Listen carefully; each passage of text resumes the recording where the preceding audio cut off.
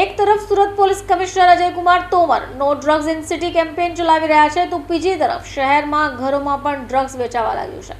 સુરત પોલીસે શનિવારે રાંદેરના વિષ્ણુ નામના યુવકને ઝડપી પાડ્યો છે. સુરત રાંદેર પોલીસે એમડી ડ્રગ્સ સાથે એક શખ્સની ધરપકડ કરી છે. રાંદેર પોલીસની ટીમે બાતમીના આધારે દીનદયાળ સોસાયટી અમીધારા એપાર્ટમેન્ટ પાસેથી 41 વર્ષીય સંતોષકુમાર ઉર્ફે લકીભાઈ શંભુપ્રસાદને ઝડપ્યો છે. તેની પાસેથી 81,900 રૂપિયાની કિંમતનો અંદાજિત 10 gram MD drugs, 2 mobile phone, Aadhaar card, PAN card, driving licence, moped કુલ 1.60 લાખનો મુદ્દામાલ જપ્ત કર્યો.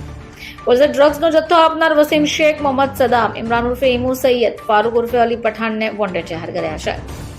પોલીસના જણાવ્યા અનુસાર અગાઉ એમ્બ્રોઇડરી મશીનમાં કામ કરી ચૂકેલો અને પકડાયેલો આરોપી હાઈ પ્રોફાઇલ જીવનશૈલી જીવવા વોન્ટેડ જાહેર કરેલા આરોપીઓ પાસેથી ડ્રગ્સનો જથ્થો લાવતો અને રહેણાંકવાળી જગ્યા ઉપર જ સંતાડતો.